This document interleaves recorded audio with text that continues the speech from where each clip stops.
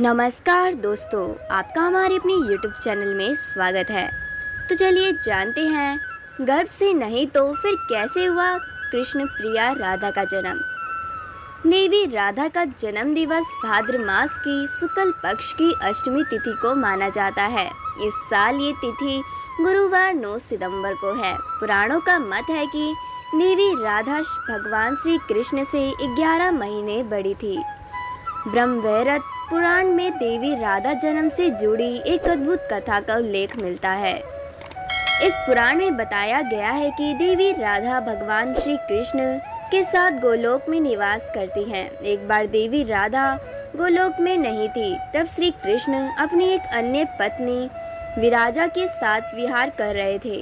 राधा को इस बात की सूचना मिली तो वह गोलोक लौट आई। उन्होंने विरजा को श्री कृष्ण के संग विहार करते हुए देखा तो कृष्ण को भला बुरा कहने लगी। राधा को क्रोधित देखकर विरजा नदी बनकर वहां से चली गई। कृष्ण को बुरा कहने पर श्री कृष्ण के सेवक और मित्र श्रीदामा को क्रोध आ गया और उन्होंने देवी राधा का अपमान किया।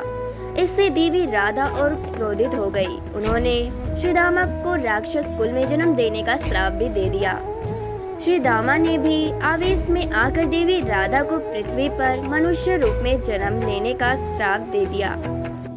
इस श्राप के कारण श्री दामा शंखचूड़ नामक असुर बना। देवी राधा को कीर्ति और वृषभानु जी की पुत्री के रूप में जन्म लेना पड़ा, लेकिन इनका जन्म देवी कीर्ति के गर्भ से नहीं हुआ था। ब्रह्म पुराण में बताया गया है कि श्री दामा और देवी राधा ने जब एक दूसरे को श्राप दे दिया, तब भगवान श्री कृष्ण ने आकर देवी राधा से कहा कि पृथ्वी पर तुम्हें गोकुल में देवी कीर्ति और वृषभानु की पुत्री के रूप में जन्म लेना होगा। वहाँ तुम्हारा विवाह रायण नामक एक वैश्य से होगा और सांसारिक तौर पर तुम नारायण की पत्नी कहलाओगी। नारायण मेरा ही अंश होगा।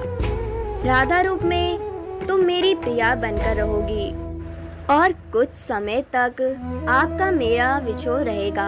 इस बात भगवान श्री कृष्ण ने कहा कि अब आप वृषभानु के घर में जन्म लेने की तैयारी करें। संसार की दृष्टि में राधा की माता कीर्ति गर्भवती हुई, लेकिन उनके गर्भ में राधा ने प्रवेश नहीं किया। कीर्ति ने अपने गर्भ में वायु को धारण कर रखा था और योग माया के सहयोग से कीर्ति ने वायु को जन्म दिया, लेकिन वायु के जन्म के साथ ही वहां राधा कन्या रूप में प्रकट हो गई।